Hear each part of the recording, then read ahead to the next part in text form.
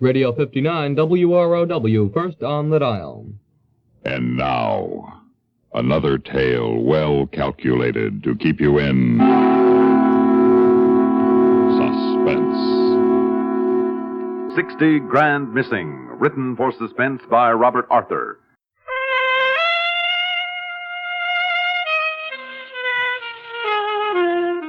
A plainclothes detective is a man under many pressures. His life is lived in contact with crime. Most crimes involve money, sometimes a great deal of money. And it can happen that a detective solves a crime involving money, but somehow the money stays missing. Then he's on the spot. Ugly whispers start behind his back, and only he knows whether he is innocent or...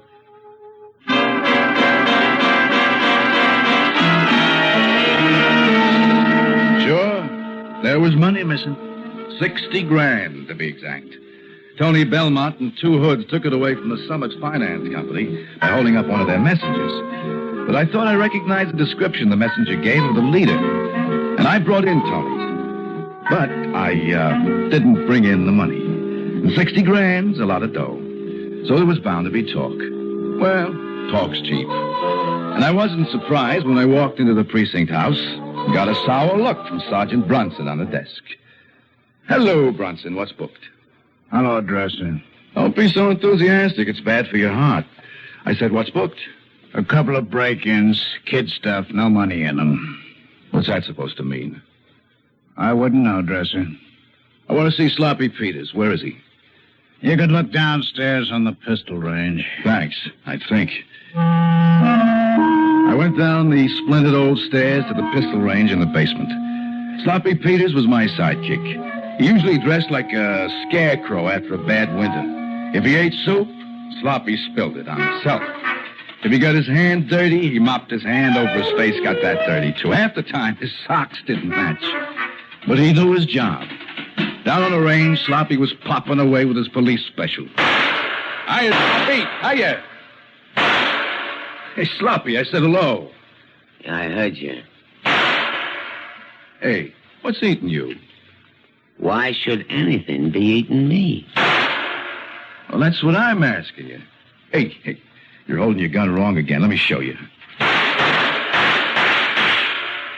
There. 5 in the black. Hey, Sloppy, where are you going? But Sloppy Peters had turned his back and walked out. I spent the afternoon going over the break-ins, got back to the precinct in the evening. I was checking out. I had on a new outfit, $150 tan linen suit, custom-made silk shirt, $50 two-tone shoes, and a $10 tie. But what was anybody to say? Clothes were my gimmick, my trademark. The newspapers even had a nickname for me, Nifty Dresser. And besides, I said it was vacation time for me. I expected a comment on my new duds from Bronson, but he just looked at me and looked away. Hey, Bronson. Bronson, I'm talking to you. Oh, it's you, Dresser. What do you want? Just a civil answer. Is Sloppy Peters around? Should he be around? Never mind whether he should be or not, is he? I couldn't say, Dresser, I couldn't say. Maybe he's out looking for some missing dough. Yeah? Just what dough did you have in mind? Oh, I heard tell something about a payroll being missing. Somebody, I forget his name, caught the hold-up guy all right, but somehow the money got mislaid. 60 grand, I think it was. That's right, 60 grand. And it was me who caught the hot rod who stole it. Tony Belmont. So it was. It all comes back to me now. Congratulations. Too bad you didn't find the dough, too. Or did you? Maybe we can finish this interesting discussion later on, Sergeant. Right now, I'm looking for Peters. Anytime, Dresser, anytime. I turned on my heel and walked out. By now, the talk was all over the precinct that Sloppy had broken up with his old sidekick, Nifty Dresser, because of this missing 60 grand in hold-up loot. But I had to find Sloppy. So I started making the rounds. A little later, I dropped into the Ace Bowling Alley on 10th Avenue to have a little chat with Ace himself. Yes, sir. Hey, say, man, you're hip tonight. You're really hip. Oh, wait a minute. Wait till I put on my dark glasses before I look at you. It's a new outfit. You like it, huh? Well, if this was Christmas, I'd just stand you in the corner to be the Christmas tree. Looks like money. Real money. Yeah. It does at that, huh? Say, I hear you're going on vacation tomorrow. That's right. 2 weeks at the beach. You coming back in 2 weeks, I suppose? Well, certainly I'm coming back. Why shouldn't I be? Oh, no reason. Unless maybe you came into money and decided to live it up. My rich uncle left me out of his will. He always hated cops. What's on your mind, Ace? Oh, nothing personal, Dresser. But there's talk going around. Yeah, such as? Well, last week, Tree Hunt Rods holed up the Summit Finance Company and get away with 60 grand. A clerk was able to describe one of them. That's right. I recognize the description. Tony Belmont. So you picked up Tony in his room. You left Sloppy Peters downstairs and handled Tony single-handed. You were alone with him 15 minutes. So I spent 15 minutes trying to make him tell me who the 2 muscle men were who helped him. Why, anything wrong with that? Am I saying there was? But the talk goes around that Tony still has that 60 grand. He hadn't split it up yet. Tony isn't talking, of course. Tony never talks. But there's some people who think that 60 grand is still around. Well, of course it's still around.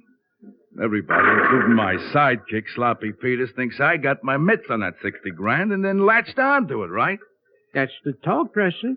That's the talk. Well, let him talk, Ace. Talk is one thing. Proving it is another. I left the Ace bowling alley and went on making the rounds. A bar here, a dance hall there. All places where I might pick up a whisper of interest to a cop. At each place, I asked for Sloppy Peters, but nobody had seen him. Apparently, Sloppy had crawled into a hole and disappeared. It wasn't like him. I wanted to find Sloppy, and I wanted to find 2 unknown muscle men who'd been in with Tony Belmont on that holdup. Even if by any chance I was planning on taking a vacation, from which I wouldn't bother to come back, I didn't want to leave those 2 hoods on the loose. I wanted them behind bars for a long time. Then in a pool parlor on 9th, I got my first lead from Nick the Pick, a combo pickpocket and pool shark. Oh, Dresser. Hello, Nick. Watch me put the 7 ball in his side pocket. Hey, nice shot. The rumble is you're looking for your sidekick. You seen him? Right ball in the end pocket. Well? Answering in words of 1 syllable? No. And what's your interest? 9 ball in his side pocket. Yeah. I never miss. Neither do I. Now, what do you know about Sloppy Peters? Oh, that was a guy. What did he say? 10 ball in the end pocket. What did he say? Luigi's Bar and Grill half an hour ago. Thanks. How much? I started down the dark side street for Luigi's Bar and Grill. Trail was getting hot now, too hot. Because the red neon sign that said Luigi's was 50 yards ahead of me when footsteps scuffed in a doorway just as I passed. Something jabbed into my back and a voice said, Okay, close horse. Stand quiet with your hands up, or I'll give you a chance to see how you like the new 2-piece backbone.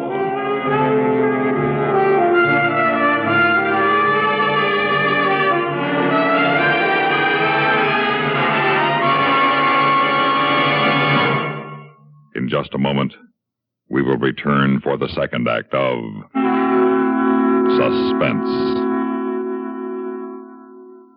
And now, here are Edgar Bergen and Charlie McCarthy. Bergie, I think someone's looking for you. Oh, Mr. Bergen. Well, hello, Effie Clinker. What's wrong? My car battery is run down. I think it's an acid condition. Oh, I see. Well, have you seen a serviceman? Well, I had a blind date with a sailor last night, but he got away. No, I mean a mechanic.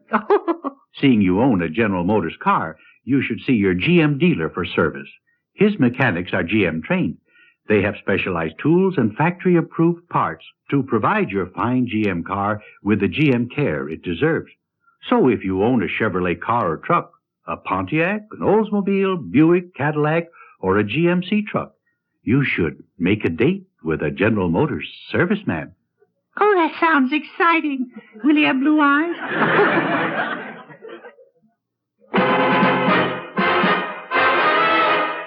There was a gun in my back. And there were two men behind me, a big one and a little one. I recognized the voices. Phil Whip, the little one, and Wheezy Blaine, the big one. Wheezy took my gun and then frisked me. $50, that's all he's got. The dough ain't here. What do you expect? Did he be carrying it on him? Think he'd have 60 grand in his pocket? He's got it hid someplace. Hello, Phil, Wheezy. So you two mental giants were the ones in on the finance company hold up with Tony Belmont. Shut up, Dresser. We'll do the talking. So you laid a trap for me, huh? You knew I was looking for Sloppy Peters, so you left word he was in Luigi's to get me to come this way. All right, since you feel so much like talking, talk. About what? About where you hid the stuff. What stuff? Let me slap his ears, Phil. That'll make him Shut talk. up, I'll slap your nose. Professor, we know you got that 60 grand hid someplace. You know more than I do. Okay, you're asking for it. Oh. Now let me clip him one. I'll clip you. Just keep your eyes open so we ain't interrupted. Okay, Phil. Okay, but he's got to talk. He'll talk. He'll sing like a quartet. Now listen, Dresser. I'm listening, but so far I don't hear much. We know you got the dough. Tony Belmont slipped word on the grapevine. You took it. You can fool the police commissioner, but you're not putting anything over on us. After you nabbed Belmont, you managed to hide the payroll loot someplace. Now, where is it? Suppose I say I don't know. In that case... We can keep this up all night, you know. Question is, can you take it all night? What about it, Dresser? Okay. Maybe I know where the money is. Okay, then.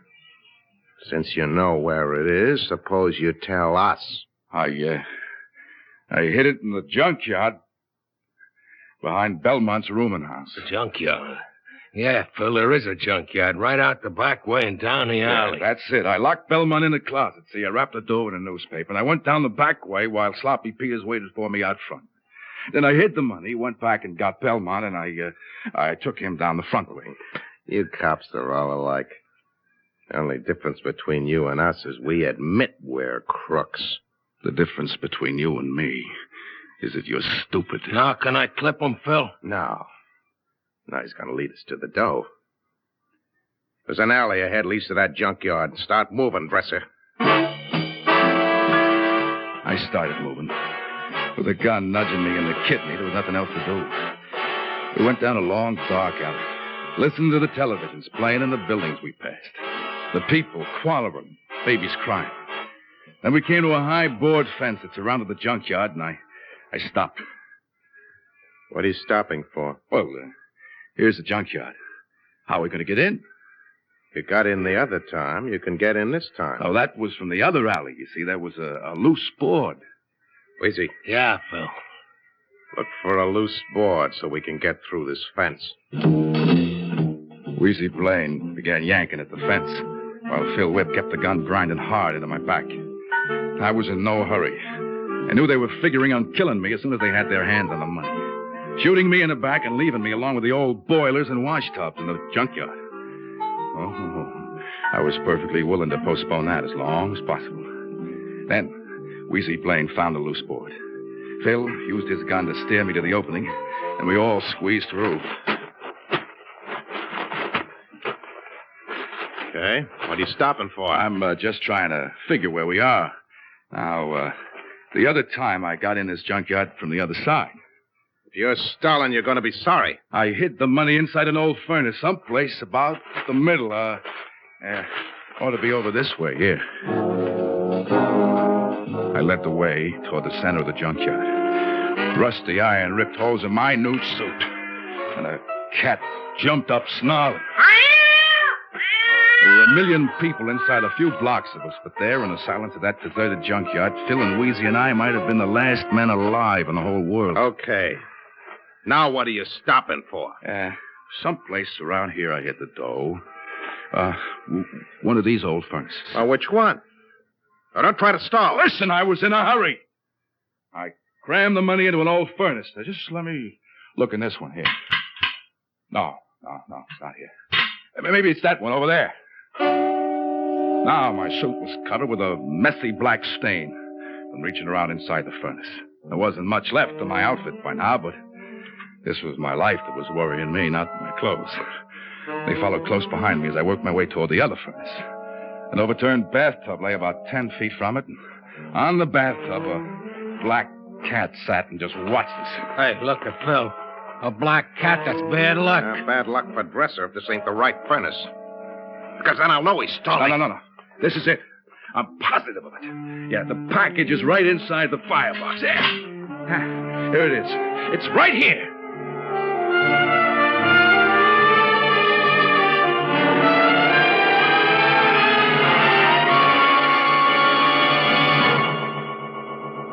In just a moment, we will return for the concluding act of Suspense. Munch, munch, munch a bunch of Fritos, corn chips. It's not polite to smack your lips, but you can't help it with Fritos, corn chips. Munch, munch, munch a bunch of Fritos, corn chips.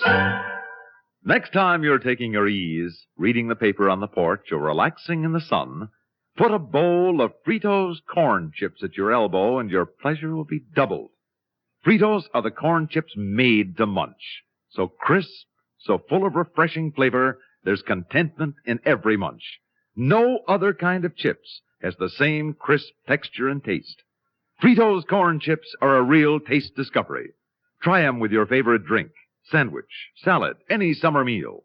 Fritos makes everything taste better. Try them soon. Fritos.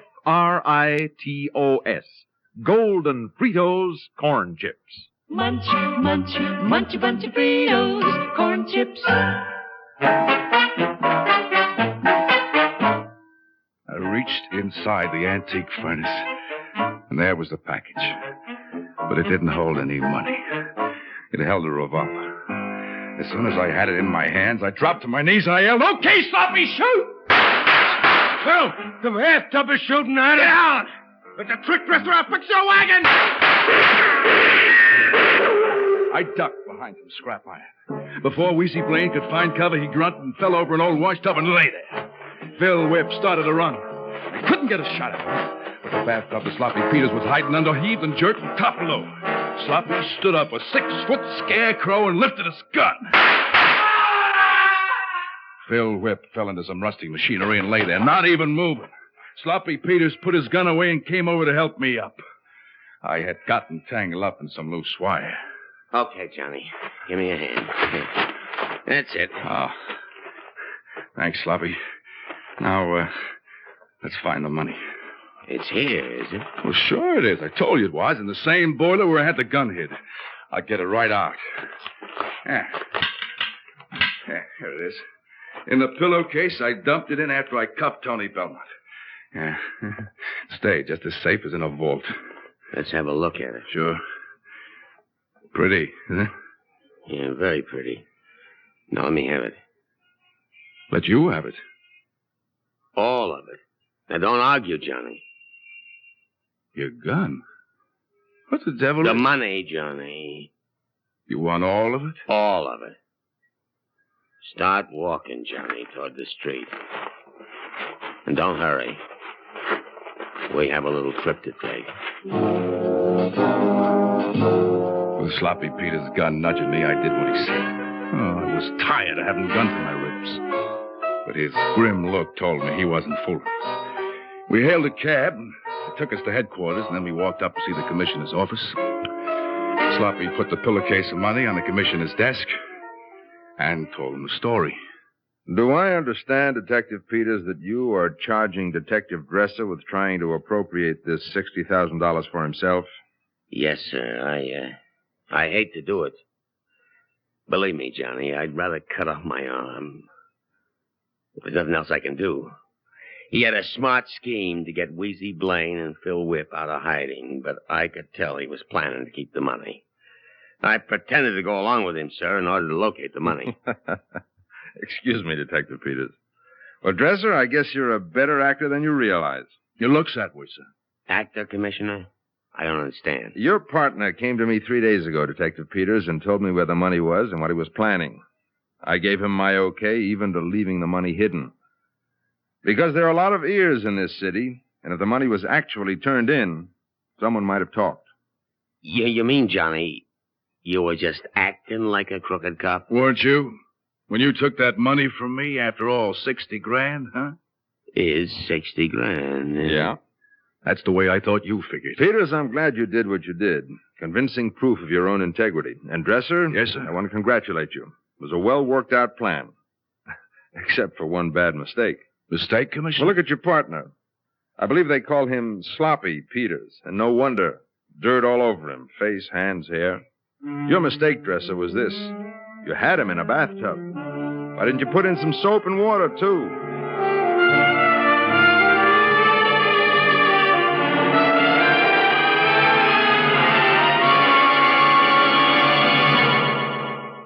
Suspense. You've been listening to 60 Grand Missing, written for Suspense by Robert Arthur. In a moment, the names of our players and a word about next week's story of Suspense. Hi. Maybe you'll recall this tuneful reminder of times past.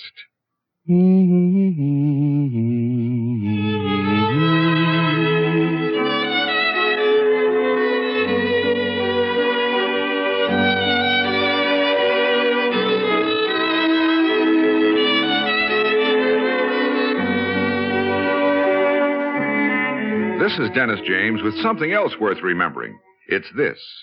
You're so right to stay regular with Kellogg's All-Bran. See, it's the normal, natural way to useful regularity. The whole brand content of Kellogg's All-Bran supplies your system with all the bulk-forming food that you need every day. There's only one All-Bran. It's Kellogg's All-Bran. So relieve irregularity from lack of bulk, as millions do, with a bowl full of Kellogg's All-Bran each morning. ALL-BRAN. It's Kellogg's All-Bran.